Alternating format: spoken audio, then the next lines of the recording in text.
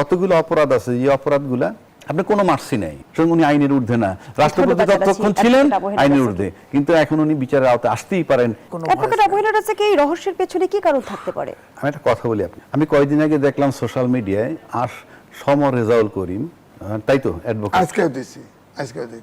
উনি বলছেন যে উনি কিছুদিন আগে দিল্লিতে গিয়ে শেখ হাসিনার সাথে দেখা করছেন, ওনার সাথে আরো কিছু লোক, এবং উনি বলছেন যে আমার সাথে উনি সশরীরে দেখা করছেন এবং উনি আগের চেয়ে উদ্দীপ্ত, এবং উনি আগে যেমন প্রধানমন্ত্রী থাকাকালীন যেরকম ছিলেন আজকে সেই একই রকম আছেন, ওনার দৃঢ়তা, ওনার একাগ্রচিত্ততা ইত্যাদি ইত্যাদি, এবং বারবার বলছেন যে উনি আমাদের সাথে সশরীরে আমাদের সাথে বসছেন এবং 6 ঘন্টা আলাপ করছেন।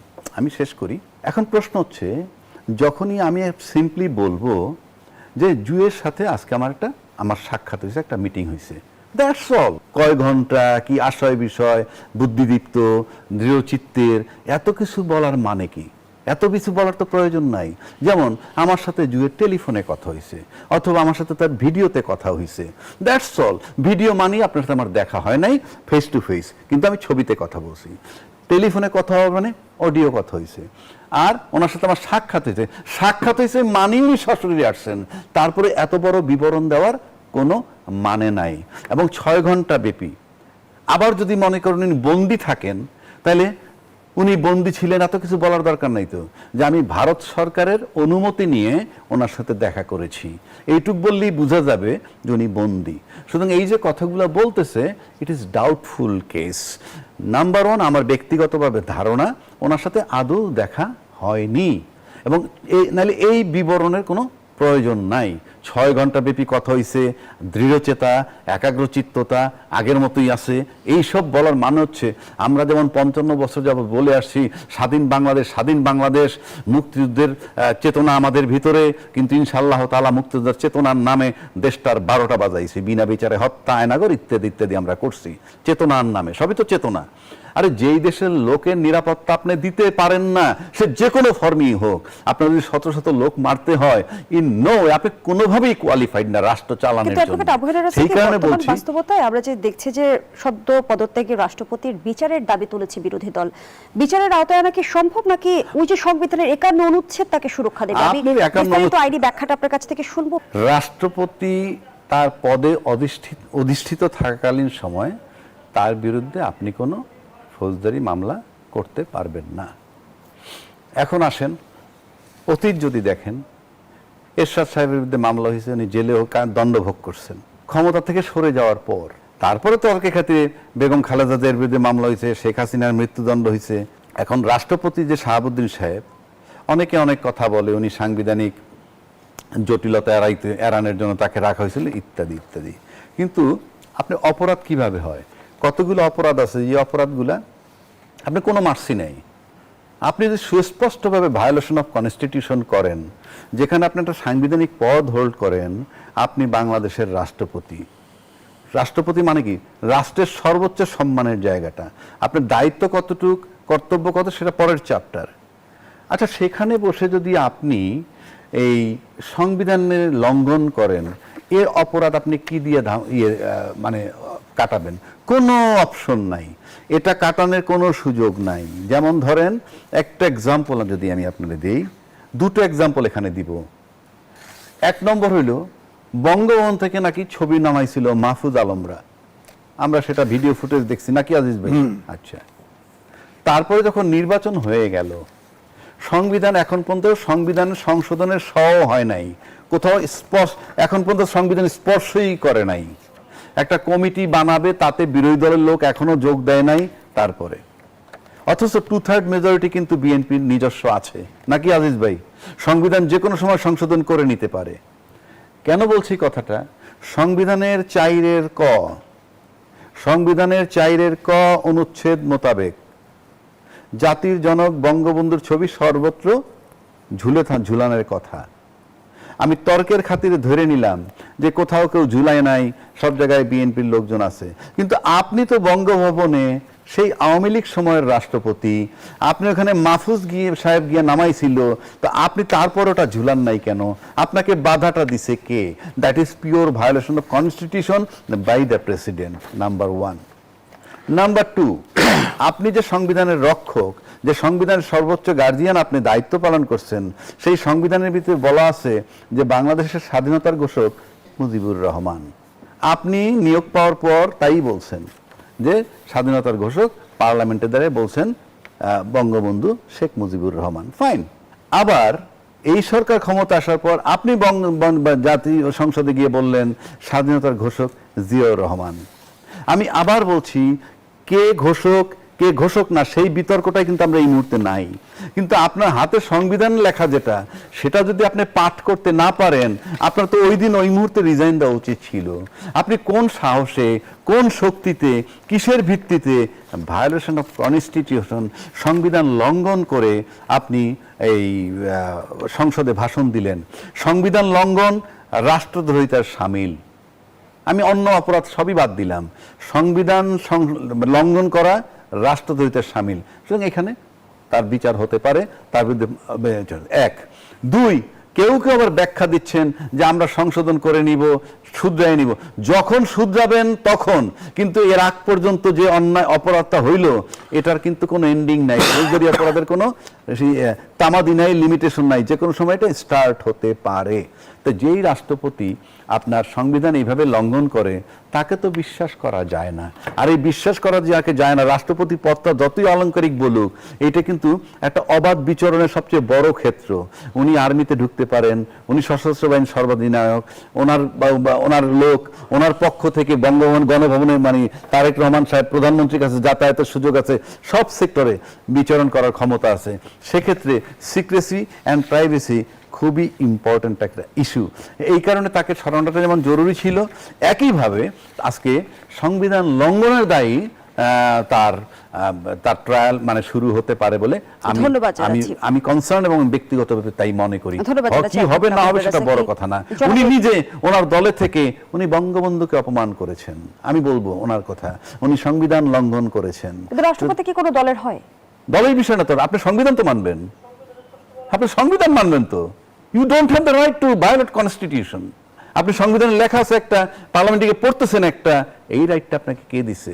It is pure violation constitution. সুতরাং উনি আইনের ঊর্ধ্বে না, রাষ্ট্রপতি ততক্ষণ ছিলেন আইনের ঊর্ধ্বে, কিন্তু এখন উনি বিচারের আওতায় আসতেই পারেন এই গ্রাউন্ডে। সেকেন্ড শেষ করে দিয়ে আরেকটা কথা, উনি যত কথাই বলেন না কেন অলংকারিক পদ, কই আপনার চোখের সামনে যখন এত লোক মারা যাচ্ছে, এত শিশু, যুবক, কৃষক সব হত্যা হইতেছে, আপনাকে টাচ করে নাই?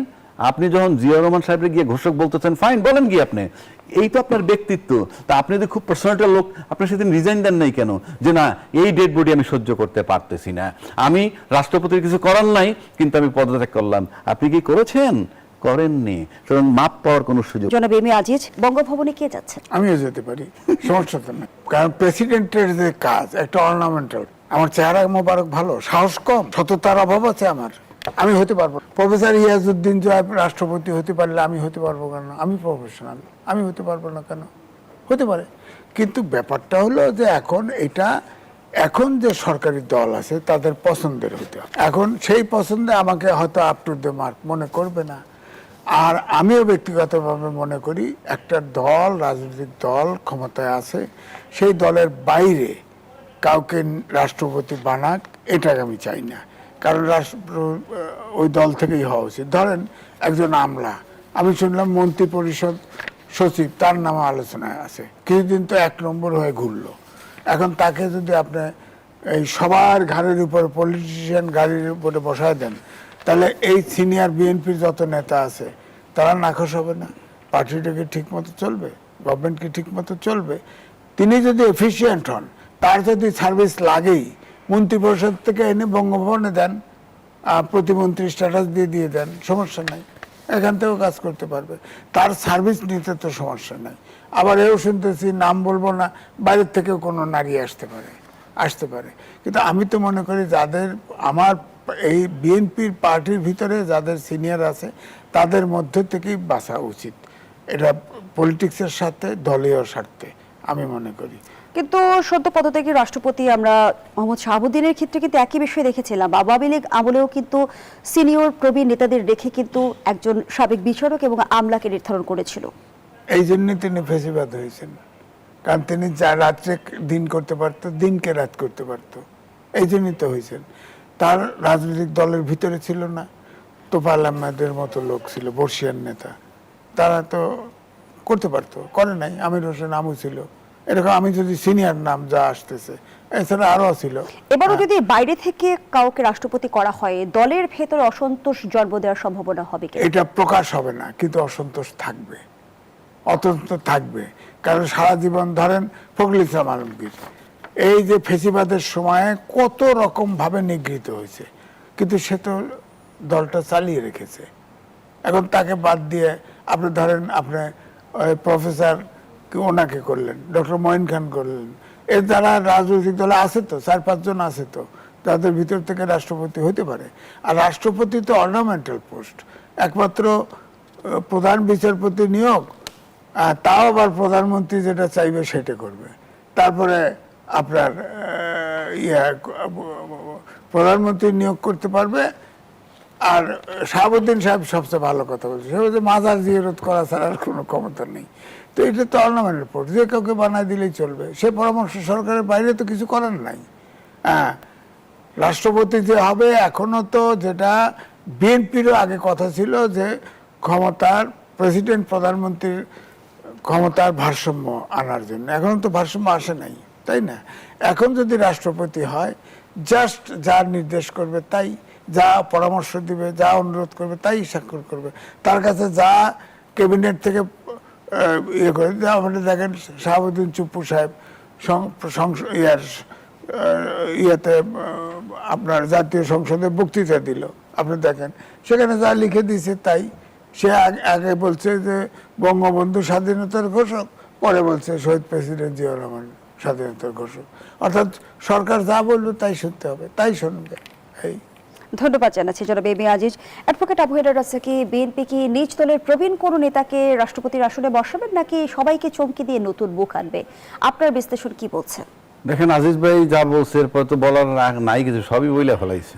তবে তারপরেও বলি, রাষ্ট্রপতি যদি উনি বলছেন একটা অলংকারিক পদ, কিন্তু রাষ্ট্রপতি কিন্তু সশস্ত্র বাহিনীর সর্বাধিনায়ক। আবার রাষ্ট্রপতিকে গুরুত্বপূর্ণ এই কারণে অধ্যাদেশও জারি করতে হয় পার্লামেন্ট যখন থাকে না। এই যেমন এখনো যদি এই মুহূর্তে কোনো জরুরি আইন করতে হয়, অধ্যাদেশ জারি করতে হলে রাষ্ট্রপতিই করবে, সংসদে আবার না বসার আগ তবে স্বাধীনভাবে করবে না, না, সেটা তো আরেক চ্যাপ্টার।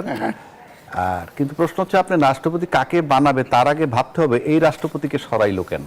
এই রাষ্ট্রপতিকে সরাইলো কেন যদি আপনি বুঝতে পারেন, তাইলে বুঝতে পারবেন যে কাকে বানাতে হবে। এই রাষ্ট্রপতিকে কি সরানো হয়েছে, নাকি রাষ্ট্রপতি নিজে পদত্যাগ করেছেন? রাষ্ট্রপতি নিজে যদি পদক্ষেপ মানে নিজে সরে যেত, তাইলে দুই বেলায় দুই পদের কথা উনি বলতেন না। যারা তাকে অরিজিনালি নিয়োগ দিছিল তারা তখন বলছেন যে বঙ্গবন্ধু স্বাধীনতার ঘোষক, আবার যখন এই সরকার আসলো তখন বলেন জিয়াউর রহমান স্বাধীনতার ঘোষক। এইটা বলতেন না যদি উনি স্বেচ্ছায় যাইতেন। আমার বঙ্গবন্ধে থাকতে হবে, তাতে যাকে যা বললে খুশি হয়, যা বলা দরকার তাই বলবো, কি আসে যায়, এতে আর যাই হোক গ্রহণযোগ্যতা থাকে না। এখন প্রশ্ন হচ্ছে যে আপনি সকালে এক কথা বিকালে এক কথা বললে সাময়িকভাবে আপনাকে অ্যালাউ করতে পারি আমি, কিন্তু আপনার বিশ্বাসযোগ্যতা বা ক্রেডিবিলিটি বলতে যা বোঝায় সেটা থাকে না। এখন বলতে পারেন যে বিএনপি তাকে এই 5 মাস রাখছিল কেন? বিএনপি তাকে রাখছিল অনেকগুলো কারণে। 1 নম্বর, আওয়ামী লীগ 16 বছর রাজত্ব করছে। এই 16 বছর রাজত্বের মধ্যে একটা বিরাট বলয় আওয়ামী লীগ তৈরি করছে, সেটা রাজনৈতিক মাঠে, সেটা আপনার আমলাতন্ত্রের মধ্যে, সেটা আপনার মিডিয়ার মধ্যে, সর্বত্র প্রশাসনিক ইয়ের ভিতরে 16 বছর লালন করা ইয়ে থেকে চট করে রাষ্ট্রপতিকে সরাইতে পারে নাই। এবং রাষ্ট্রপতিকে সরানোর জন্য বলছে, তখন বিএনপি বলছে সাংবিধানিক সংকট হবে। আসলে সেটা বলতে তারা বাধ্য হয়েছে পরিস্থিতিগত কারণে। কেননা রাজনীতির আন্দোলনে কেউ সরে না, আলটিমেটলি প্রশাসন যদি সাথে না নামে। অর্থাৎ শেখ হাসিনা যখন চলে গেছে তখন কিন্তু প্রশাসন স্টপ হয়ে গেছে, তাই ফায়ারিংটাকে স্টপ করতে হয়েছে। এই যে করতে হয়েছে ওটাই তার যাওয়ার জন্য কারণ। তো যেহেতু ওই সময় বলছে সাংবিধানিক সংকট হবে, এটা রাজনৈতিক নেতাদেরকে দিয়ে বলানো হয়েছে। কেননা আর্মির পক্ষে এটা বলা সম্ভব না, আমলারা এটা বলতে পারবে না, কারণ তারা প্রজাতন্ত্রের সার্ভিস দেয়, প্রজাতন্ত্রের সেবা দেয়, সে কারণে বলছি। তাহলে এখন তাকে সরাইলো কেন? কারণ আপনি তপ্ত লোহার উপরে বসছেন। যখন আজকে বিএনপি যখন দায়িত্ব নিছে তখন তপ্ত লোহার উপরে বসছে, এবং সেক্ষেত্রে ওই যে বলয়টা 16 বছরের পুরাতন বলয়, তার থেকে বেরোইতে অনেক সময় লাগছে। এখন সেই বলয় থেকে যখন সিদ্ধান্ত নিতে পারছে আজকের প্রধানমন্ত্রী, যখন 5 মাস হওয়ার পর উনি হয়তো ভাবছেন যে ওনার পায়ের তলার মাটি কিছু শক্ত হয়েছে, এবং যে বলয়ের কথা আমি বলতে সেই বলয়টা কিছু দুর্বল হয়ে আসছে, তখনই তাকে সরতে বলছে। এই কারণে সিক্রেসি অ্যান্ড প্রাইভেসি, কারণ যিনি সকালে এক কথা বিকালে এক কথা বলেন, যেটা আমি আগে বললাম, অন্তত তাকে তার উপর ডিপেন্ড করা যায় না। এবং এই সরকার আমার কাছে মনে হয় নির্বাচনের সময় যে জায়গাটায় ছিল, বা নির্বাচনের ইমিডিয়েট আগে, সেটা নির্বাচনের পর সময়ের ব্যবধানে আমার কাছে মনে হয় যে কোনো একটা অনেক জায়গা থেকে সরে আসছে এই সরকার। সরে আসার কারণে ওই বলয়ের সাথে তার একটা প্রবলেম তৈরি হতে পারে, একটা গ্যাপ তৈরি হয়েছে। তা না হলে যাকে 5 মাস রাখলাম তাকে এখন সরানোর প্রয়োজন ছিল না। এই যে রাষ্ট্রপতি, যে বলয়ের রাষ্ট্রপতি, আওয়ামী শক্তির রাষ্ট্রপতি, সে কারণে তাকে সরাইতে হইতেছে এখন, যেটা এই সরকার মনে করতেছে, তাই তাকে বলা হয়েছে। এখন যদি আমাকে প্রশ্ন করেন তাহলে কাকে বানানো যায়, এখন বিএনপির ভিতরে বানানোর লোক আছে। আজিজ ভাই বলছে যে তুমি যোগ্য। ইয়েস, আমি তাকে অযোগ্য মনে করি না, কারণ আমরা ইতিমধ্যে দেখেছি এমন অনেক প্রতিভাবান লোক পছন্দ করেছেন বিএনপির টপ নেতারা, একদম সর্বোচ্চ নেতা যিনি, তাকে নিয়ে অনেকজনে অনেক কথা বলে। কিন্তু আমি বলি যে না, এটা হয়তো সঠিক না, কারণ মাননীয় প্রধানমন্ত্রী তার তৃতীয় নয়ন দিয়ে কার প্রতিভা কিভাবে দেখছেন আমরা সেটা জানি না। কাজে ওনার দলের ভিতরে বহু লোক আছে, এমন লোকরাও নিতে পারেন যারা আমরা নিন্দা করতে পারি, কিন্তু উনি তৃতীয় নয়ন দিয়ে হয়তো দেখবেন যে উনি প্রতিভাবান। আবার উল্টা দিকে আসেন, আর একটা কথা বলি, এটা আমার কনসার্ন। আমি একটা সচেতন লোক হিসাবে, যেই বলয় থেকে উনি বেরিয়ে যাচ্ছেন এবং যে সমস্ত কারণে এই রাষ্ট্রপতিকে সরানো হইল, উনি ওনার দলের ভিতর থেকে এমন কাউকে যাতে না নেন যিনি একই বলয়ের হয়ে যান, কিংবা শাহাবুদ্দিন সাহেবের মানে রিপ্লেসমেন্ট যাতে হুবহু না হয়ে যায়। কেননা কোনো দলই, ওই দল থেকেই বলা হচ্ছে, তার উপদেষ্টারাও বলতেছে অনেক গুপ্ত জামাতও নাকি বিএনপির ভিতরে আছে, সুপ্ত অনেক লোক আছে, গুপ্ত অনেক লোক আছে, তার দলের লোকেরাই বলছে। তো যদি বলে কিন্তু বিএনপিতে আওয়ামী লীগের বলয় কি আছে, সেটা আমি কেমনে বলবো? গুপ্ত সুপ্ত যদি থেকে থাকে আপনি কেমনে বুঝবেন? সে কারণে আমার অনুরোধ থাকবে যাতে বিচক্ষণতার সাথে উনি মাননীয় প্রধানমন্ত্রী এমন একজনকে চুজ করবেন, সে যাতে যাকে সরাইলেন তার কপি না হয়ে যায় গুণগতভাবে। ধন্যবাদ জানাচ্ছি অ্যাডভোকেট আবু হেনা রাজাকে। যারা বেবি আজিজ, যেমনটি অ্যাডভোকেট আবু হেনা রাজাকে দাবি করছিল যে রাষ্ট্রপতিকে সরিয়ে দেওয়া হয়েছে, একটু জানতে চাই, যদি রাষ্ট্রপতি পদত্যাগ সমঝোতার ভিত্তিতে হয়ে থাকে, সেটি কি আসলে রাজনৈতিক সমঝোতা? সমস্যা নাই, সরকার আছে, অনেক দিন তাকে রাখছে, তখন রাখছে। আমরা এটা প্রকাশ্যে জানি যে বিএনপি এবং আর্মি যাতে আপনার রাষ্ট্রের শূন্যতা তৈরি না হয় তাকে রাখা হয়েছে, এবং তিনি যে সংবিধানের যে নিয়ম আছে, বিএনপি যে পারপাস দিয়ে রাষ্ট্রপতিকে তার পদে বহাল রেখেছিল, সেই পারপাসকে তিনি সার্ভ করেছেন। করেছে তো, সংসদে যা বলছে না, জিয়াউর রহমান স্বাধীনতার ঘোষক, 106 অনুচ্ছেদ উনি বলুক, 106 অনুচ্ছেদ অনুযায়ী রেফারেন্স নিয়েছে না, কোথায়? কিন্তু রাষ্ট্রপতিকে নিজে থেকে বক্তব্য দেওয়ার সুযোগ ছিল, সেটা লিখিত বক্তব্য। বুঝি নাই, আপনি সংসদের কথা বলছেন, সেখানে সংসদে তো ওটা সরকারের ক্যাবিনেট যেটা লিখে দিয়েছে ওটা উনি বলছে, এটাই তো বলবে, এটাই তো তার ক্ষমতা। প্রধানমন্ত্রীর পরামর্শ ছাড়া তো কিছু তার করার এখতিয়ার নাই। যে আমি যেটা বলছি যে প্রধান বিচারপতি ওই বক্তব্যের মধ্য দিয়ে কি পারপাস সার্ভ হলো? তাকে অফিসিয়াল কাজটা করা, ধরেন ওই সময় ধরেন প্রধানমন্ত্রী ছিল, শেখ হাসিনা পালিয়ে গেছে, স্পিকার সেনানিবাসে আশ্রয় আছে, হ্যাঁ, রাষ্ট্রপতি যদি চলে যেত সরকারের কি থাকতো? তো এর আগে তো তিনি দাবি করেছেন যে তিনি পদত্যাগ পত্র পাননি। কে? রাষ্ট্রপতি। সে তো আমরা তো জানি তো, মানব জমিনের সম্পাদকের কাছে বলছে পান নাই, বলছে এটা সত্য। কারণ পদত্যাগপত্র আমরা যতটুকু শুনেছি, প্রধানমন্ত্রী ছিলেন শেখ হাসিনা, তিনি রেজিগনেশন লেটার লিখছিলেন, কিন্তু সে সময় পায় নাই, কারণ বঙ্গভবনে আসলে তো খতম হয়ে যায়। সুতরাং শেখ হাসিনা যেখানে জনগণ দিয়ে ক্ষমতাচ্যুত হয়েছে, সেখানে পদত্যাগ পত্র কি আসলে মুখ্য? দরকার ছিল, এখন তো হ্যাঁ দরকার ছিল। তাহলে স্মুথলি প্রধানমন্ত্রী যদি চলে যেত, এখন ধরেন এই যে 6 তারিখে সংসদ বাতিল করে দিচ্ছে, কোন একটিরে বাতিল করছে? আমি যদি প্রশ্ন করি, আমার তো প্রশ্ন আছে, এই প্রশ্ন থাকতো না। প্রধানমন্ত্রী যদি রেজিগনেশন দিত, সাথে সাথে সরকার বাতিল হয়ে যেত। আইন দিকটা যদি একটু অ্যাডভোকেট আবু হেনা রাজাকে আপনার কাছে বুঝতে চাই, গণঅভ্যুত্থান কি সংবিধান মেনে হয়েছে? সেটা ভিন্ন কথা। সে তো অনেক পুরনো প্রশ্ন আপনি নিয়ে আসলেন। আপনি আইন মেনে কি হয়? আপনি আইনের ভিতরে রেখেই তো মানুষকে 16 বছর নির্যাতন করছেন, আইনের ভিতরে রেখে। কোন আইন? যে আইনের ভিতরে রেখে নাকি আইনের অপব্যবহার করে? বলতেছি সেটাই তো। কথা আপনি তো একটা আইন বানায় নিছেন আপনার মতো করে। যেমন ধরেন 70 অনুচ্ছেদ সংবিধানের, যে আপনি নিজে যদি পদত্যাগ করেন সংসদ সদস্য থেকে, তাইলে আপনার দলের থেকে পদত্যাগ করলে আপনার সদস্যপদ চলে যাবে। আবার দলীয় সিদ্ধান্তের বাইরে যদি ভোট দেন, আপনার দলীয় পদ। এটা তো গণতন্ত্রের সিস্টেম না। তার মানে আমার ওপিনিয়নটাকে আপনি বন্ধ করে দিলেন। এখন আইন মেনে যেই জুলুম নির্যাতন হইতেছিল, সেই আয়নাঘর আবার পুরনো কথা আনলেন। সেই আয়নাঘর, সেই বিডিআর হত্যা, সেই ক্রস ফায়ার, সেই বিনা বিচারে হত্যা, গুম, খুন, এইগুলোর থেকে পরিত্রাণ পাওয়ার জন্যে কোন আইন ছিল আপনার কাছে? আপনার হাতে কোন আইনটা ছিল? সেখানে আপনার এই জন্য বলা হয়, ওই যে মব যে কথাটা আমরা বলে আসছি, অতীতেও বলছি, এখনো বলছি, মব সন্ত্রাস যেটাকে বলি, মব কালচার যেটাকে বলি, সেটা কখনো কখনো সুবিচারও স্থাপন করে। সরকারকে সরানোর জন্য আপ্রাণ চেষ্টা করা হয়েছিল। বিএনপিও বলে দীর্ঘদিন তারা আন্দোলন করছে। তো সেটাকে কোন প্রক্রিয়া আপনি সরাবেন? আইনি প্রক্রিয়া তো সরাইতে পারতেন না। আইনি প্রক্রিয়া সরাইতে গেলে তো ওই 24-এর নির্বাচনের পর আবার 29 সাল পর্যন্ত অপেক্ষা করতে হইতো। সুতরাং তাকে সরানোর জন্য যে প্রক্রিয়া নেওয়া হয়েছে, সেটা আইন মেনে করা হয় নাই। এবং আইন মেনে করা হয় নাই যেহেতু, এবং তারপরে যখন আমরা সেটার সুফল গ্রহণ করলাম, নির্বাচন হয়ে গেল, তারপরে অতীত আমরা ভুলে গেলাম, এটা ইনজাস্টিস।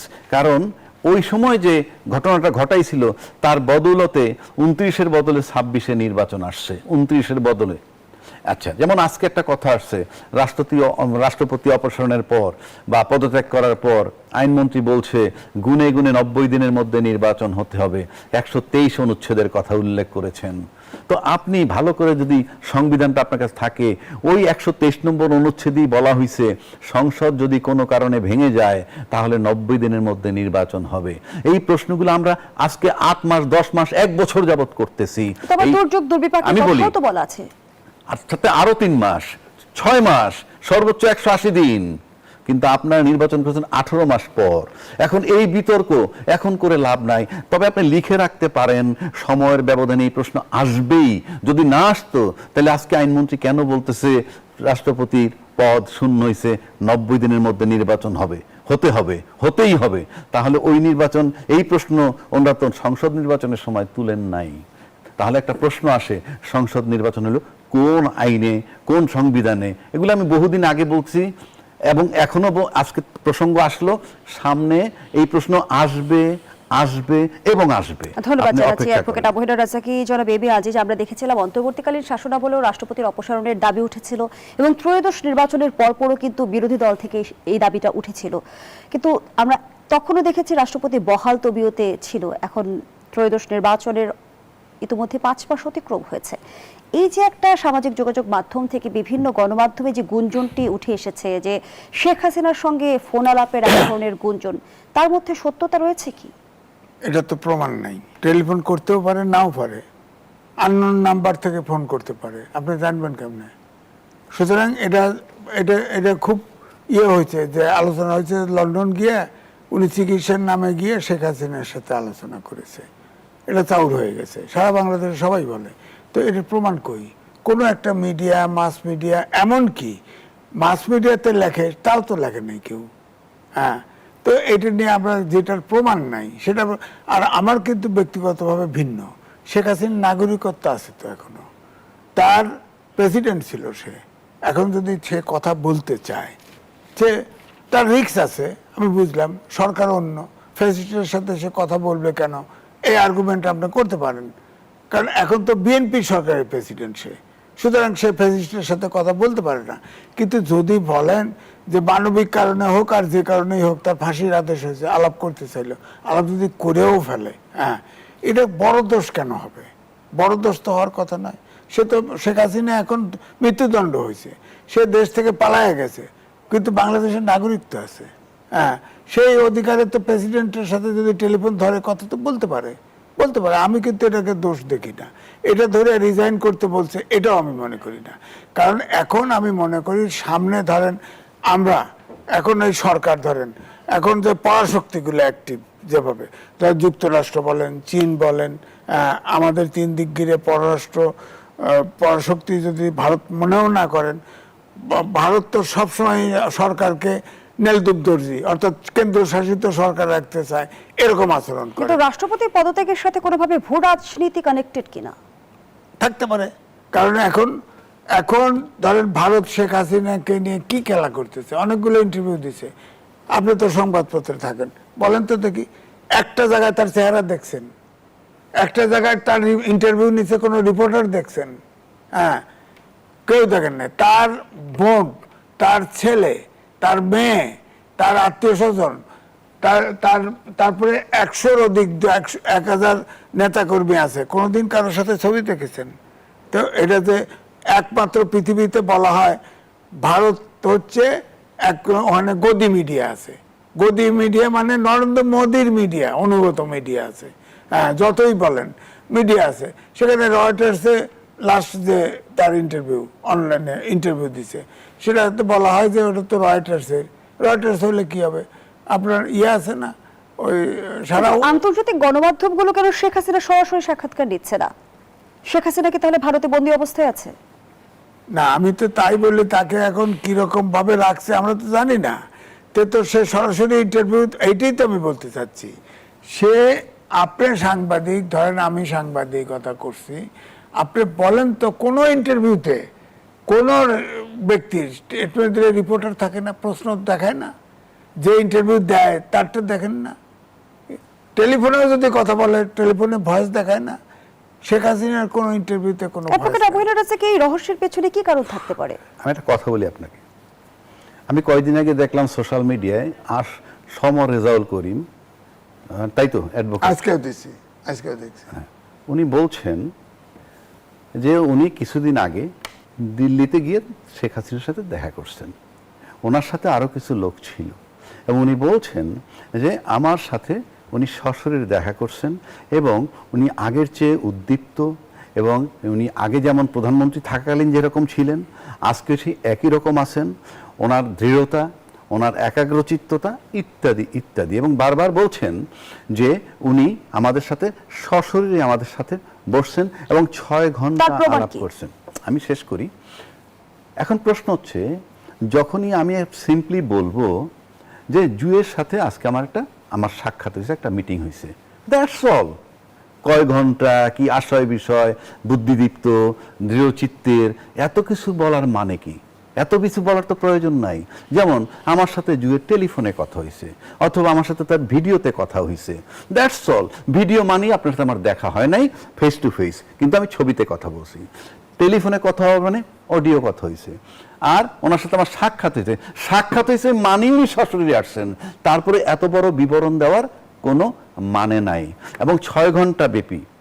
আবার যদি মনে করেন উনি বন্দী থাকেন, তাহলে উনি বন্দী ছিলেন, এত কিছু বলার দরকার নাই তো, যে আমি ভারত সরকারের অনুমতি নিয়ে ওনার সাথে দেখা করেছি, এইটুক বললেই বোঝা যাবে যে উনি বন্দী। সুতরাং এই যে কথাগুলো বলতেছে, it is doubtful case. Number 1, আমার ব্যক্তিগতভাবে ধারণা ওনার সাথে আদৌ দেখা হয়নি, এবং নাহলে এই বিবরণের কোনো প্রয়োজন নাই। 6 ঘন্টা ব্যাপী কথা হয়েছে, দৃঢ়চেতা, একাগ্রচিত্ততা আগের মতোই আছে। এই সব বলার মানে হচ্ছে, আমরা যেমন 55 বছর যাবত বলে আসছি স্বাধীন বাংলাদেশ, মুক্তিযুদ্ধের চেতনা আমাদের ভিতরে, কিন্তু ইনশাআল্লাহ তাআলা মুক্তিযুদ্ধের চেতনার নামে দেশটার 12টা বাজাইছি, বিনা বিচারে হত্যা, আয়নাগর ইত্যাদি ইত্যাদি আমরা করছি চেতনার নামে। সবই তো চেতনা। আরে যেই দেশের লোকের নিরাপত্তা আপনি দিতে পারেন না, সে যে কোনো ফর্মই হোক, আপনার যদি শত শত লোক মারতে হয়, আপনি কোনোভাবেই কোয়ালিফাইড না রাষ্ট্র চালানোর জন্য। সেই কারণে বলছি, বাস্তবতায় আমরা যে দেখছি যে সদ্য পদত্যাগী রাষ্ট্রপতির বিচারের দাবি তুলেছে বিরোধী দল। বিচারের আওতায় আনা কি সম্ভব, নাকি ওই যে সংবিধানের 51 অনুচ্ছেদ তাকে সুরক্ষা দেবে? আমি বিস্তারিত আইনি ব্যাখ্যাটা আপনার কাছ থেকে। ইতিমধ্যেই বিরোধী দল সদ্য পদত্যাগী রাষ্ট্রপতির বিচার দাবি জানিয়েছে। একটু জানতে চাই যে রাষ্ট্রপতিকে কি আইনের আওতায় আনা সম্ভব, নাকি সংবিধানের 51 অনুচ্ছেদ তাকে সুরক্ষা দেবে? রাষ্ট্রপতি তার পদে অধিষ্ঠিত থাকাকালীন সময় তার বিরুদ্ধে আপনি কোনো ফৌজদারি মামলা করতে পারবেন না। এখন আসেন অতীত যদি দেখেন, এরশাদ সাহেবের বিরুদ্ধে মামলা হয়েছে, উনি জেলেও দণ্ড ভোগ করছেন ক্ষমতা থেকে সরে যাওয়ার পর। তারপরে তর্কের খাতিরে বেগম খালেদা জিয়ার বিরুদ্ধে মামলা হয়েছে, শেখ হাসিনার মৃত্যুদণ্ড হয়েছে। এখন রাষ্ট্রপতি যে শাহাবুদ্দিন সাহেব, অনেকে অনেক কথা বলে উনি সাংবিধানিক জটিলতা এড়ানোর জন্য তাকে রাখা হয়েছিল ইত্যাদি ইত্যাদি। কিন্তু আপনি অপরাধ কিভাবে হয়, কতগুলো অপরাধ আছে যে অপরাধগুলা আপনি কোনো মার্সি নেই। আপনি যদি সুস্পষ্টভাবে ভায়োলেশন অফ কনস্টিটিউশন করেন, যেখানে আপনি একটা সাংবিধানিক পদ হোল্ড করেন, আপনি বাংলাদেশের রাষ্ট্রপতি। রাষ্ট্রপতি মানে কি? রাষ্ট্রের সর্বোচ্চ সম্মানের জায়গাটা। আপনার দায়িত্ব কতটুক, কর্তব্য কত, সেটা পরের চ্যাপ্টার। আচ্ছা, সেখানে বসে যদি আপনি এই সংবিধানের লঙ্ঘন করেন, এর অপরাধ আপনি কি দিয়ে মানে কাটাবেন? কোনো অপশন নাই, এটা কাটানোর কোনো সুযোগ নাই। যেমন ধরেন একটা এক্সাম্পল যদি আমি আপনাদের দিই, দুটো এক্সাম্পল এখানে দিব। এক নম্বর হইল, বঙ্গভবন থেকে নাকি ছবি নামাইছিল মাহফুজ আলমরা, আমরা সেটা ভিডিও ফুটেজ দেখছি নাকি আজিজ ভাই? আচ্ছা, তারপরে যখন নির্বাচন হয়ে গেল, সংবিধান এখন পর্যন্ত সংবিধানের সংশোধনের হয় নাই, কোথাও এখন পর্যন্ত সংবিধান স্পর্শই করে নাই। একটা কমিটি বানাবে, তাতে বিরোধী দলের লোক এখনো যোগ দেয় নাই। তারপরে অথচ 2/3 মেজরিটি কিন্তু বিএনপির নিজস্ব আছে নাকি আজিজ ভাই? সংবিধান যে কোনো সময় সংশোধন করে নিতে পারে। কেন বলছি কথাটা? সংবিধানের 4 ক অনুচ্ছেদ মোতাবেক জাতির জনক বঙ্গবন্ধুর ছবি সর্বত্র ঝুলানোর কথা। আমি তর্কের খাতিরে ধরে নিলাম যে কোথাও কেউ ঝুলায় নাই, সব জায়গায় বিএনপির লোকজন আছে। কিন্তু আপনি তো বঙ্গভবনে সেই আওয়ামী লীগ সময়ের রাষ্ট্রপতি, আপনি ওখানে মাহফুজ সাহেব গিয়ে নামাইছিল, তো আপনি তারপর ওটা ঝুলান নাই কেন? আপনাকে বাধাটা দিছে কে? That is pure violation of constitution by the president, number 1। Number 2, আপনি যে সংবিধানের রক্ষক, যে সংবিধানের সর্বোচ্চ গার্জিয়ান, আপনি দায়িত্ব পালন করছেন, সেই সংবিধানের ভিতরে বলা আছে যে বাংলাদেশের স্বাধীনতার ঘোষক মুজিবুর রহমান। আপনি নিয়োগ পাওয়ার পর তাই বলছেন যে স্বাধীনতার ঘোষক, পার্লামেন্টের দ্বারা বলছেন বঙ্গবন্ধু শেখ মুজিবুর রহমান। ফাইন। আবার এই সরকার ক্ষমতা আসার পর আপনি জাতীয় সংসদে গিয়ে বললেন স্বাধীনতার ঘোষক জিয়াউর রহমান। আমি আবার বলছি, কে ঘোষক না, সেই বিতর্কটাই কিন্তু আমরা এই মুহূর্তে নাই। কিন্তু আপনার হাতে সংবিধান লেখা যেটা, সেটা যদি আপনি পাঠ করতে না পারেন, আপনার তো ওই দিন ওই মুহূর্তে রিজাইন দেওয়া উচিত ছিল। আপনি কোন সাহসে, কোন শক্তিতে, কিসের ভিত্তিতে ভায়োলেশন অফ কনস্টিটিউশন, সংবিধান লঙ্ঘন করে আপনি এই সংসদে ভাষণ দিলেন? সংবিধান লঙ্ঘন রাষ্ট্রদ্রোহিতার শামিল। আমি অন্য অপরাধ সবই বাদ দিলাম, সংবিধান লঙ্ঘন করা রাষ্ট্রদ্রোহিতার শামিল। সুতরাং এখানে তার বিচার হতে পারে, তার বিরুদ্ধে 1। 2, কেউ আবার ব্যাখ্যা দিচ্ছেন যে আমরা সংশোধন করে নিব, শুধরাই নিব। যখন শুধরাবেন তখন, কিন্তু এর আগ পর্যন্ত যে অন্যায় অপরাধটা হইল, এটার কিন্তু কোনো এন্ডিং নাই। ফৌজদারি অপরাধের কোনো তামাদি নাই, লিমিটেশন নাই, যে কোনো সময় এটা স্টার্ট হতে পারে। তো যেই রাষ্ট্রপতি আপনার সংবিধান এইভাবে লঙ্ঘন করে, তাকে তো বিশ্বাস করা যায় না। আর এই বিশ্বাস করা যাকে যায় না, রাষ্ট্রপতি পদটা যতই অলংকারিক বলুক, এটা কিন্তু একটা অবাধ বিচরণের সবচেয়ে বড় ক্ষেত্র। উনি আর্মিতে ঢুকতে পারেন, উনি সশস্ত্র বাহিনীর সর্বাধিনায়ক, ওনার লোক, ওনার পক্ষ থেকে বঙ্গভবন গণভবনে মানে তারেক রহমান সাহেব প্রধানমন্ত্রীর কাছে যাতায়াতের সুযোগ আছে, সব সেক্টরে বিচরণ করার ক্ষমতা আছে। সেক্ষেত্রে সিক্রেসি অ্যান্ড প্রাইভেসি খুবই ইম্পর্ট্যান্ট একটা ইস্যু। এই কারণে তাকে সরানোটা যেমন জরুরি ছিল, একইভাবে আজকে সংবিধান লঙ্ঘনের দায়ী তার ট্রায়াল মানে শুরু হতে পারে বলে আমি কনসার্ন এবং ব্যক্তিগতভাবে তাই মনে করি। কি হবে না হবে সেটা বড় কথা না। উনি নিজে ওনার দলে থেকে উনি বঙ্গবন্ধুকে অপমান করেছেন, আমি বলবো ওনার কথা, উনি সংবিধান লঙ্ঘন করেছেন। রাষ্ট্রপতি কি কোনো দলের হয়? দলের বিষয় না তো, আপনি সংবিধান তো মানবেন, আপনি সংবিধান মানবেন তো। You don't have the right to violate constitution. আপনি সংবিধানে লেখা আছে একটা, পার্লামেন্টে পড়তেছেন একটা, এই রাইটটা আপনাকে কে দিছে?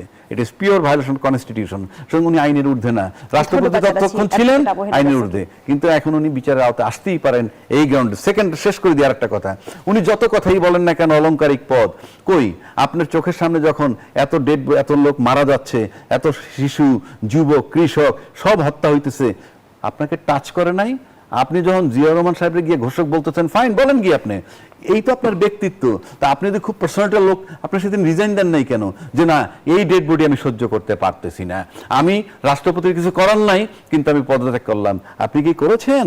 করেননি। সুতরাং মাপ পাওয়ার কোনো সুযোগ নেই। ধন্যবাদ জানাচ্ছি অ্যাডভোকেট আবু হেনা রাজ্জাকি। জনাব এবি আজিজ, পদত্যাগের পর একটি গণমাধ্যমের সঙ্গে কথোপকথনে বিচারের দাবি তোলার প্রসঙ্গে শাহাবুদ্দিন বলেন, ধুর এগুলো বাদ দেন, এগুলো পাত্তা দেই না। অন্তর্বর্তী সরকারের উপদেষ্টারা তার কাছে শপথ নিয়েছিলেন মন্তব্য করে তিনি বলেন, আর কিসের বিচার করবে, কিসের? সংবিধানের 51 অনুচ্ছেদ পড়ে দেখুক। কিন্তু অ্যাডভোকেট আবু হেনা রাজ্জাকি ইতিমধ্যেই ব্যাখ্যা করেছেন যে 51 অনুচ্ছেদ তাকে সুরক্ষা দেবে না। সেই জায়গা থেকে আমরা দেখলাম যে পদত্যাগের পর স্বরাষ্ট্রমন্ত্রী রাষ্ট্রপতি ইস্যুতে যেমনটি ইতিবাচক বক্তব্য দিলেন, সেটি কি আসলে সেফ এক্সিটের কোনো বার্তা দেয় কিনা? 51 অনুচ্ছেদ তিনি রাষ্ট্রপতি থাকলে দায় মুক্তি পাবেন, কিন্তু এর আগে পরে তো তিনি যদি কোনো ফৌজদারি অপরাধ করে থাকে তার তো বিচার হবে। যেমন ধরেন হোসেন মোহাম্মদ এরশাদ, তিনি তো জেলে ছিলেন না, বেগম খালেদা জিয়াকে জেলে দিচ্ছেন না, তাকে তো মেরেই ফেললো। তো সুতরাং এটা যে 51 কিন্তু রাষ্ট্রপতির থেকে নেমে যাওয়ার পরে আর দায় মুক্তি পাবে না। তার অপরাধ, অতীত অপরাধ থাকলে যদি তার ভিতরে রসদ থাকে, তিনি মামলা তার বিরুদ্ধে করা যাবে। যেমনটি বলা হচ্ছে তিনি সাংবিধানিক ধারাবাহিকতা রক্ষা করেছেন, 3 সরকারের শপথ পাঠ করিয়েছেন। সেটা অন্য ইস্যু, আইন এটা কভার করুন না। আমি তো বলতেছি 106 অনুচ্ছেদ কোত্থেকে নিল? চিফ জাস্টিস অ্যাপিলেট ডিভিশনের আগে তো মব সন্ত্রাস করে ভাড়ায় দিছে। হ্যাঁ, তার প্রধানমন্ত্রী নাই, স্পিকার নাই, উনিও যদি না থাকেন তাহলে তো দেশই থাকে না, কেউ নিয়ন্ত্রণ থাকে না।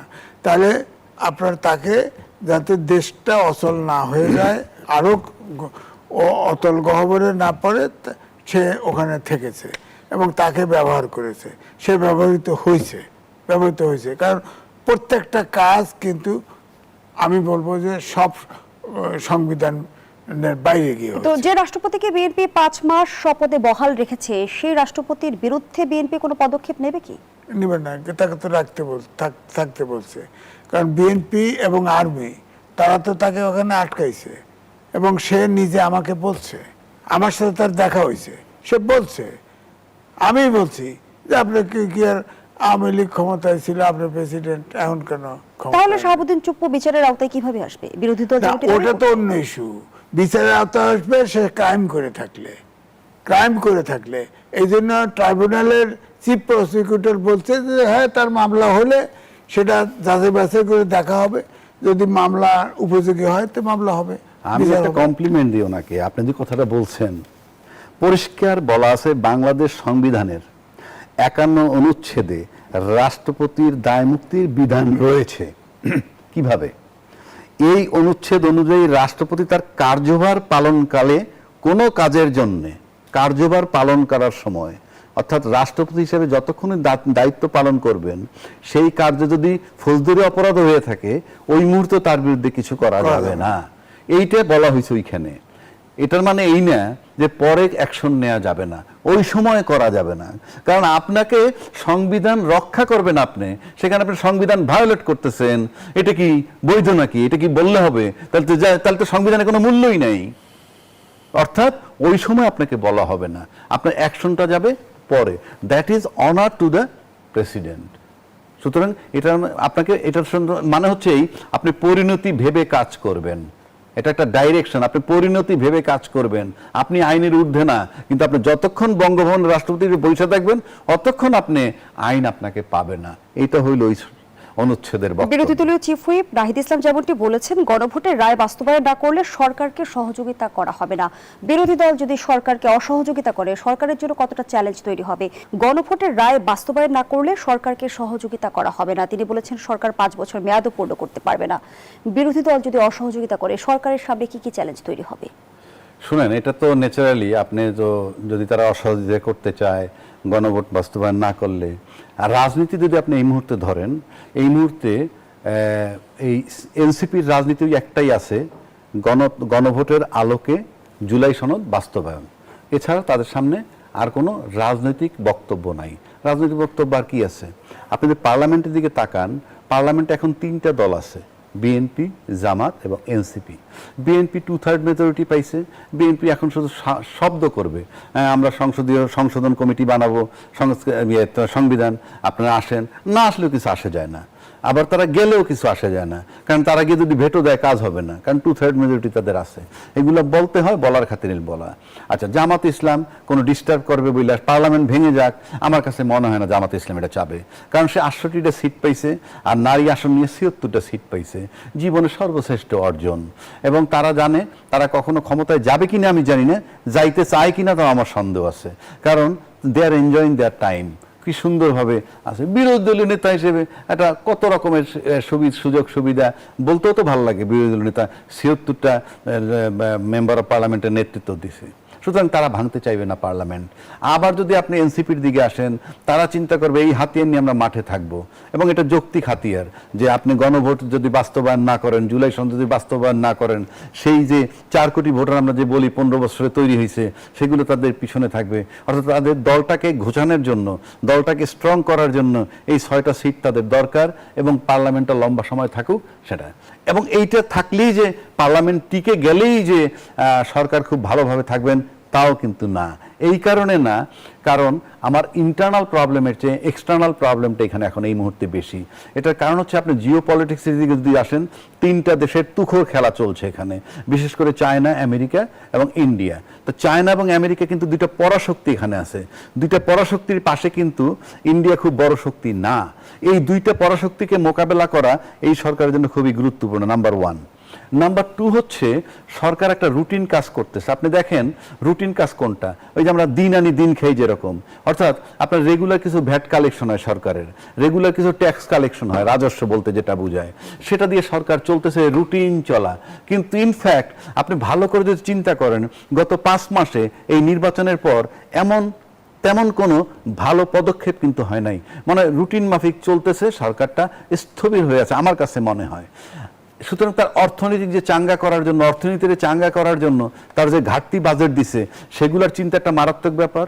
আবার তার 2 লক্ষ না, সম্ভবত 6,95,000 কোটি টাকা আসবে রাজস্ব থেকে ধরছে বাজেটে, সেটা কঠিন, আশাটা খুবই কঠিন। এবং সরকার অনেক কঠোর পদক্ষেপ নিয়েছে ট্যাক্স কালেকশনের জন্য। আপনি যদি জনগণ না দিতে পারে আপনি কি করবেন? আপনি কাস্টডিতে নিয়ে গেলেই লাভ হবে না, দিতে না পারলে। সুতরাং তার ইন্টারনাল প্রবলেমের চেয়ে ইন্টারনাল প্রবলেম অর্থনৈতিক, এটার জন্য আপনার পার্লামেন্টের আন্দোলন লাগবে না, এবং আপনার অন্য জায়গা থেকে যে কমিটমেন্ট পাবেন, IMF, ওয়ার্ল্ড ব্যাংক, আজকে যদি প্রসেস শুরু করেন 2 বছরে পান কিনা সন্দেহ, কারণ যে সমস্ত শর্ত তারা আরোপ করবে তাতে আপনার টাকা পাওয়া কঠিন। টাকা দেওয়ার মাত্র একটা মাত্র দেশই আছে, চায়না। যদি সকালে সিদ্ধান্ত নেয় যে কালকে আপনি এই প্রজেক্ট দেন, আমি কাজ করব, আজকে সকালে সিদ্ধান্ত, কালকে সকালে ফান্ড মালামাল সব এসে যাবে। ইট ইজ অনলি চায়না, এছাড়া আর কোনো দেশ নাই। সুতরাং অর্থনীতির দিক যদি তাকান, ওইটা চাঙ্গা করার জন্য তার ওই দিকে একটু ঝুঁকতে হবে। আবার এমন একটা চুক্তি আমেরিকার সাথে হয়েছে, আমি বলি না রাষ্ট্রের জন্য ভালো বা মন্দ, সেটা বড় কথা না। আমেরিকার সাথে বাংলাদেশের চুক্তি হয়েছে, সেই চুক্তিতে সবচেয়ে বেশি বাধাপ্রাপ্ত হবে চায়না। এটা অনেকে যত লোক তর্ক করে, তারা কিন্তু ওই চুক্তিগুলো পড়েনি। ওখানে যে সমস্ত ক্লজগুলো দিছে তাতে সবচেয়ে বেকায়দায় পড়বে চায়না। এবং সেই চায়না সে কারণেই এই যে খলিলুর রহমান সাহেবের ভোট দিছে যখন নির্বাচন হয়েছে জাতিসংঘের, কেন ভোট দিছে জানেন? চায়না হিসাব করছে আমেরিকার সাথে খলিল সাহেবের খুবই ভালো সম্পর্ক, সুতরাং আমার নেগোশিয়েট করতে হইলে এমন একজন ব্যক্তি দিয়ে আমি আমেরিকার সাথে নেগোশিয়েট করব যে ব্যক্তি দুইজনের কাছে গ্রহণযোগ্য, চায়নার কাছেও এবং আমেরিকার কাছেও। আবারও পুরো কথাটাই বলতে হচ্ছে যে ভূ রাজনীতিতে আসলে চ্যারিটি বলতে কিছু নেই, সবই আসলে কোথাও চ্যারিটি বলতে কেন, ভূ রাজনীতি কেন, আপনার ডোমেস্টিক রাজনীতি আমার ইন্টারনাল, সেখানে কোন প্রেমটা আছে, সেখানে নির্মমতা আছে, ক্ষমতায় থাকতে হলে। সুতরাং নাহিদা যেটা বলছে সেটা ওই আন্দোলন করবে, তাদের ঘর গুছানোর জন্য 5 বছর মেয়াদ চায়, প্লাস ওই আন্দোলন তাদের দাবি দেওয়া যৌক্তিক। ধন্যবাদ জানাচ্ছি। জনাব এ বি আজিজ, সিলেটের সমাবেশে জামায়াতের আমির বলেছেন ঢাকার জন্য ডাক আসবে, ঘরে ঘরে লড়াইয়ের দুর্গ করতে হবে। এর আগে তিনি অনিবার্য বিপ্লবের কথা বলেছিলেন। সম্প্রতি নাহিদ ইসলাম আবারও গণঅভ্যুত্থানের হুঁশিয়ারি দিয়েছেন। সেই জায়গা থেকে জানতে চাই, সামনের দিনে কি বিরোধী দল সরকার পতনের আন্দোলনের কথা ভাবছে? এখানে 2টা জিনিস। আমি রাজ্জাকি ভাই একটা বলল তারা আন্দোলন করবে না, এইভাবেই রাখবে, এইভাবেই থাকবে, এই কিছু কিছু কি মারবে, কুসুম কুসুম কিছু কি সম্পর্ক মারার রাখবে। পেছনে কি কারণ? কুসুম কুসুম সম্পর্ক, এই যে রাজনৈতিক ব্যাখ্যা দিল, এইটাই ব্যাপার, লাভ তো নাই তাদের। দুই হলো পার্লামেন্ট ভেঙে লাভ কি, তার লাভ কি? পার্লামেন্ট সরকার ভেঙে তো লাভ নাই তাদের, তাদের লাভ নাই তো, তারা তো আরো চাপে পড়বে। সুতরাং পার্লামেন্ট ভাঙবে না তারা। তারা যেটা বলতেছে সেটা হচ্ছে যে ধরেন আপনার আওয়ামী লীগকে নিষিদ্ধ রেখে, কার্যক্রম নিষিদ্ধ রেখে সন্ত্রাসবিরোধী আইন পাশ করছে না, জামাত বসেছিল তো, এনসিপি অবশ্য ওয়ার্কআউট করছিল তো। এখন যদি সে এই যে আপনি করেন না যে সব জায়গায় ঘেরাও করবে, এই করবে সেই করবে, ব্যান করে দেবে জামাতকে, তখন কি করবে? আইন তো আছে, আইন তো ওনারা বসে থেকে করছে। হ্যাঁ, সন্ত্রাসবিরোধী আইন আছে না, আপনার আইনশৃঙ্খলা পরিস্থিতি অবনতি ঘটালে নিষিদ্ধ করে দেবে, কি করবেন আপনি? এই ধরনের আইন, আমি বারবার বলি এটা কালো আইন। যে আইন ধরেন জামাত ক্ষমতায় গেল, সে তো বিএনপিকে নিষিদ্ধ করতে পারে। আওয়ামী লীগ 10 বছর 20 বছর 100 বছর পরে ক্ষমতা, সেও আসে আর একজনকে নিষিদ্ধ করতে পারে। এই আইন করে কেন? 1974 সালে স্পেশাল পাওয়ার অ্যাক্ট আছে, আজ পর্যন্ত কোনো সরকার বাতিল করে না। হ্যাঁ, অথচ ওই আইন একদম কালো আইন, যে কোনো ব্যক্তিকে সরকার ইচ্ছে করলেই ধরে নিতে পারে, ধরে নিয়ে জেলে দিতে পারে। একদিকে আপনি বলছেন সরকার ও বিরোধী দলের মাঝে এক ধরনের কুসুম কুসুম সম্পর্ক, আবার দেখা যাচ্ছে সংবিধান সংশোধন নিয়ে এক ধরনের টানাপোড়েন রয়েই গেছে। হ্যাঁ, সংবিধান তো ধরেন হাইকোর্টে রায় দিছিল, তখন বলল যে হাইকোর্টের রায় আপিল করলো কে? আপিল করছে, সুপ্রিম কোর্ট তো রায় দিছে, তাহলে বলেন না যে সুপ্রিম কোর্ট মানি না। সুপ্রিম কোর্টের রায় অনুসরণ করে আপনার সংবিধান সংশোধন করেন, যা করার করেন। ওখানে তো বলছে জুলাই চার্টার বলছে, এটা সংসদের উপর ছেড়ে দিছে। তো আপনার সংসদে আলোচনা করেন, কমিটি করেন, সংসদীয় কমিটি করে করেন, অভ্যুত্থানের শক্তি আপনারা মিলেমিশে করেন, সমস্যা নেই। আমাদের তো আর ওরা বাধা দিতে যাব না। আপনার সুপ্রিম কোর্টের রায় মানবেন তো, মানতে হবে তো। রায় যৌক্তিক দিক অযৌক্তিক দিক, আমার পক্ষে দিক বিপক্ষে দিক, সুপ্রিম কোর্টের রায় তো মানতে হবে। সুপ্রিম কোর্ট তো সংসদকে দায়িত্ব দিয়েছে। এই বাস্তবতায় অ্যাডভোকেট আবু হেলাল রাজ্জাক, পর্যন্ত সংশোধনীর যে রায় আমরা দেখলাম, তার বার্তা কি এমন যে সংবিধান সংশোধনী শেষ কথা না? সংবিধান শুনে আমি একটা কথা বলি, এই যে কথাটা এতক্ষণ হইতেছিল যে সংবিধান সংশোধন করার একটা কমিটি বানিয়েছে, সেখানে বিরোধী দল থেকে তালিকা চায়। বিরোধী দল যদি মনে করে তাদের রাজনীতি টিকায় রাখবে, তাহলে এই কমিটি তাদের যাওয়া উচিত না। কেন যাওয়া উচিত না? ওনারা গেলেই কি আর না গেলে কি, 2/3 মেজরিটি তাদের আছে, যেভাবে সংশোধন করতে চায় সেভাবেই করতে যাবে। বরং তারা আসলে কি হবে, সরকারের বলতে পারবে যে ওরাও ছিল আমাদের সাথে। আর যদি এরা আসে তাহলে ওদের রাজনীতি শেষ হয়ে যাবে, কারণ ওখানে গণভোটের আলোকে জুলাই সনদ বাস্তবায়ন হবে না, ওই সংশোধনের সংস্কার হবে না, একটা সংশোধন হবে। যে সংশোধনগুলো হবে কি, যে দল ক্ষমতায় থাকে তার দিকটা সে দেখবে যে সেই ক্ষমতা পাকাপোক্ত করার জন্য কি করা যায়। সুতরাং এটার ভিতরে তারা আসলেই কি আর না আসলে কি 2/3 মেজরিটি, যদি এমন হইতো যে 10টা সিট 10টা ভোট লাগে পাশ করানোর জন্য, তাহলে একটা গুরুত্ব থাকে।